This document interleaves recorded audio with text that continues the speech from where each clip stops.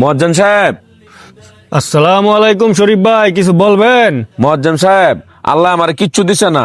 আমি অনেক অসহায় মানুষ, অনেক গরিব মানুষ। আচ্ছা, আমি তোমারে 10 লাখ টাকা দিমু, ওই 10 লাখ টাকার বদলেই তুমি আমার 2টা চোখ দিয়া দাও। মুয়াজ্জিন সাহেব, আপনি এটা কি কথা কইলেন? আচ্ছা, আপনাকে আমি 15 লাখ টাকা দিব, আপনার 2টা হাত আমাকে কেটে দিয়ে দেন। আরে আপনি কি কইতাছেন ইতা? আচ্ছা, 5 লাখ টাকা দিমু, আপনার একটা পাও দিয়া দেন আমাকে। আপনি কি কইতাছেন এসব? আপনার মাথা কি ঠিক আছে? আপনি লাখ লাখ টাকার জিনিস লয়ে ঘুরতেছেন, তারপরে আপনি বলেন আল্লাহ আপনারে কিছু দিছে না। আসসালামু আলাইকুম মুয়াজ্জিন সাহেব, নামাজের সময় গেছে, তাড়াতাড়ি মসজিদে যান। আপনি যান, আমি আসতাছি। সালামু আলাইকুম মুয়াজ্জিন সাহেব। ওয়ালাইকুম আসসালাম। দেখেন, একজনের 2টা হাতের সমস্যা, একজনের ফাওয়ার সমস্যা, তারপরেও হেরা আল্লাহর কাছে শুকরিয়া আদায় করতে ভুলে না, আল্লাহর কাছে শুকরিয়া আদায় করে। আর আপনি দেখেন ওদের এত সমস্যার পরেও হেরা 5 ওয়াক্ত নামাজ পড়ে, আল্লাহ শুকরিয়া আদায় করে।